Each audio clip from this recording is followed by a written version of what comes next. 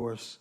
The next item on our agenda is to have a presentation from our COVES Fellow.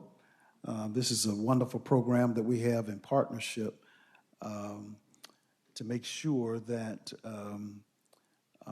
our advanced students, I believe in most cases, these are doctoral candidates that get paired up with not only JCOTS, but their partnerships with other state agencies as well to have COVES Fellows do research and make recommendations in regards to science, medicine, and engineering.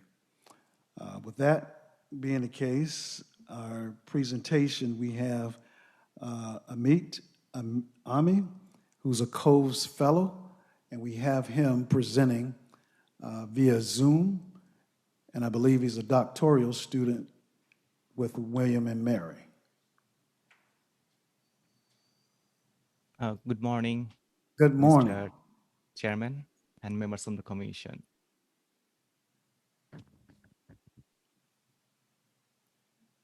May I begin? You may begin, sir. Okay, thank you. You should see my screen being shared right now. Yeah. Okay. Once again, good morning, Mr. Chairman and members of the Commission. I'm here today to talk about my research findings as a Commonwealth of Virginia Engineering and Science Fellow. Before anything else, I would like to express my gratitude to the Joint Commission on Technology and Science for hosting me, and to Virginia Academy of Science, Engineering, and Medicine for choosing me as a policy fellow. To introduce myself, I am Amit Seal Ami. I am a PhD candidate at the William and Mary. I research on cybersecurity and software engineering. As part of my research, I create systematic evaluation frameworks for evaluating security analysis techniques. To give a brief example, the House at the 117th Congress has passed the National Defense Authorization Act for the Department of Homeland Security, where software components are expected to be certified by independent entities to be free from any kind of defects. And this certification process is done using security analysis techniques. So we need to make sure that these security analysis techniques work, and that's where my research comes in. I create systematic evaluation frameworks that can be used to understand whether these security analysis techniques are working or not, and whether they are doing the jobs properly. Now, in my time with the JCOTS, I have analyzed existing policies, House bills, and pertinent issues, such as, of course, the Virginia Consumer Data Protection Act, the CCPA, GDPR, and more. I have also studied ransomware and relevant bills and acts from Pennsylvania, North Carolina, and the federal government. Furthermore, I have studied the pros and cons of next generation televisions. And based on my studies, I have created policy briefs on IoT, Internet of Things, and ransomware, and recommended steps for the JCOTS for in the context of VCDPA. Now, all these are actually made available through Mr. Nikhil Edward, who was my mentor and still is my mentor, and has taught me so much throughout the whole fellowship. So I thank him for that. Because of the time limitation, I am going to focus on only two aspects of my entire studies. And the first one is the VCDPA. Now, VCDPA is created to protect consumers' rights to data. And it is concerned about protecting the consumer so that their private information, their personally identifiable information, are not abused by the entities or controllers or processors that can process those information. It does that by outlining the responsibilities and privacy protection standards for data controllers and processors, and it's expected to be applied from the year 2023. Now, in the context of Internet of Things or smart homes, it's relevant with the VCDPA because even simplistic IoT devices can profile and record private behaviors, such as a door lock, internet-connected motion sensors, or security cameras. Because of the sensitive nature of the data that their controller is going to collect and process, users are expected to be informed of their rights related to data in a legally binding document, such as an informed privacy policy consent notice. However, recent comprehensive studies have shown that there is significant gap when it comes to the privacy policies defined by the IoT vendors versus how they are supposed to do things according to existing data protection acts such as CCPA and GDPR. So to elaborate that a bit more, for example, VCDPA section 59.1, subsection 578C mentions that controllers are expected to provide consumers with a privacy notice that they can access easily. The issue is that I should mention that similar regulations exist, and they also mention something like that. However, in the context of the present scenarios, in the context of the present studies, 43% vendors do not really discuss smart home-related data or devices at all in their privacy notices. They only discuss about web services at most. And sometimes these IoT vendors even make obtaining the privacy policy notices difficult to obtain. So for example, Honeywell actually will require you to share your private information in the form of registration before even making that privacy notice available to you. So considering that, I think JCOTS should consider providing guidelines or creating guidelines for the vendors so that they know, they get an informed guideline about how to distribute their privacy notices and how to make sure that they are covering all the services, all the devices and the sensors for the consumers. The next one I noticed is that in the VCDPA, it mentions controllers shall include the categories of personal data and the purpose of placing personal data in the privacy notice. And it's also true for the CCPA and GDPR. However, many of the privacy policies do not really specify the data collection categories other than just saying that we are going to collect personally identifiable information. And often these privacy policy notices are created using unorthodox approaches, so they cannot be analyzed automatically. Now, studies have shown that adopting non-standard practices or formats for reports decreases overall efficiency because you cannot really automate the analysis for compliance enforcement, and it requires manual intervention. So considering all of those, VCDPA, JCOTS might consider creating a machine-readable standard or adopting a machine-readable standard for the vendors so that they can create their privacy notices in those formats and can be analyzed automatically. My next topic is next generation televisions, and they are going to be possibly ubiquitous really soon because they are combining the best of both worlds of the internet and televisions. What they essentially do is they broadcast content from over-the-air signals as well as augment those content using the internet. And consumers are going to be benefited by it because it's going to provide better audio and video quality. And it also comes with advanced warning systems with remote triggers, so consumers can be warned about hazardous situations or natural disasters in advance with specific instructions. And all of these are enabled by bidirectional communication with the broadcasting stations and the television. So this is not what we currently have. Televisions are single directional communication. Broadcaster stations just pass the signal over the air and televisions receive it. But due to the new standard of next generation televisions will also be able to communicate back with the broadcasting stations.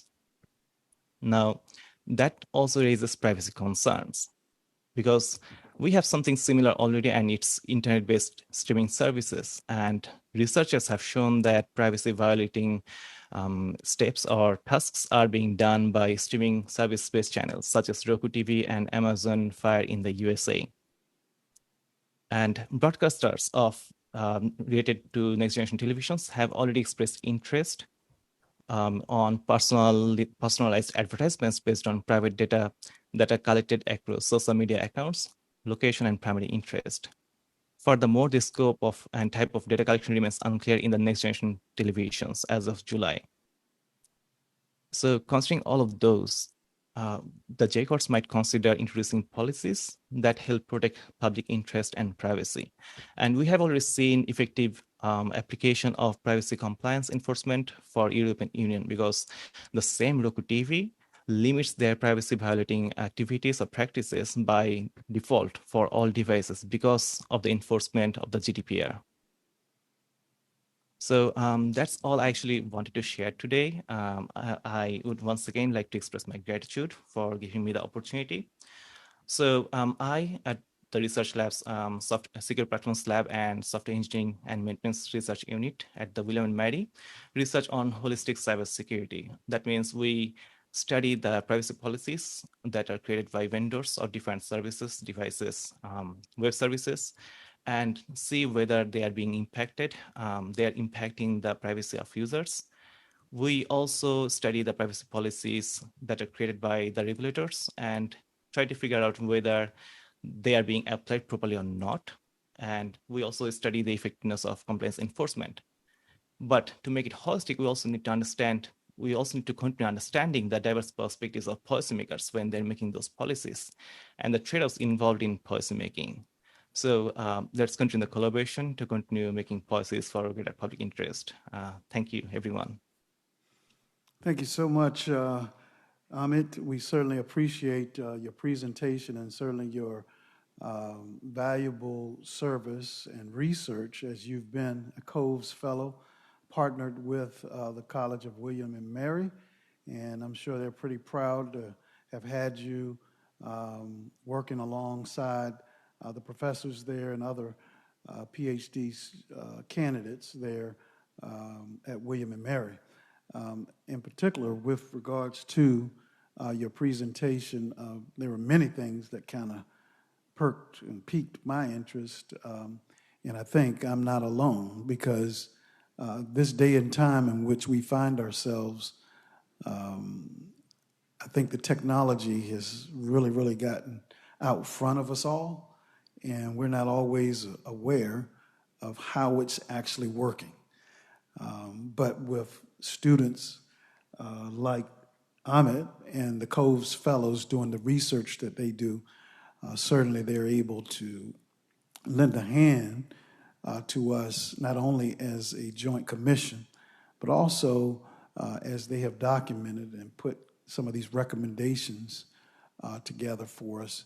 Then all of the Commonwealth will know that there are certain things that we need to be honing into and having our attention as we utilize things for the sake of convenience. That there needs to be some balance, right, with the fact that we need guidelines and structures in place to balance the convenience with privacy. And so, members, do you have comments or questions regarding the presentation? Chair recognizes Senator Vavola. Thank you. So some of the policies in terms of privacy for the users like Roku, privacy and other mediums, I guess, are we looking at models that perhaps the national government could implement? I would expect this would have to be nationwide. Wouldn't you say that's correct? Well, it would be to follow up Senator Vavola, sure. As she has honed into a very key point. She points to a need on a national level or from a federal level to address some of these things. But just as we as a Commonwealth recognize that our citizens here in the Commonwealth need to have certain protections when it comes to their privacy, absent any federal legislation, we work through comprehensively a piece of legislation that actually will be enacted January 2023 is when it will take effect, regarding comprehensively citizens' privacy concerns. And so when it comes to all of these other devices, so that was a start of the conversation here, comprehensively, but how many of you have smart TVs, right?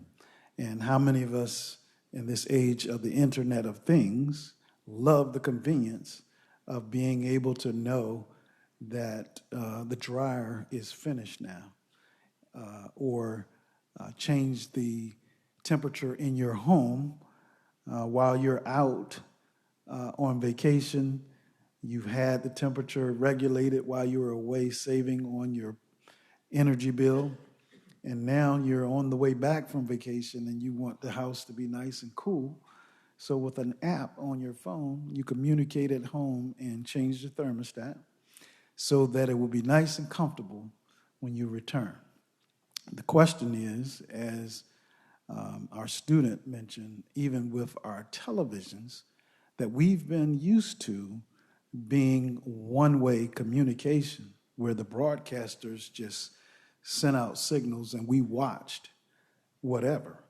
And now, with these smart televisions and IoT devices, we have two-way communication. So not only do they broadcast to us, but there are all kinds of data sets that literally get sent back to manufacturers of the televisions, the broadcasters, the advertisers, et cetera.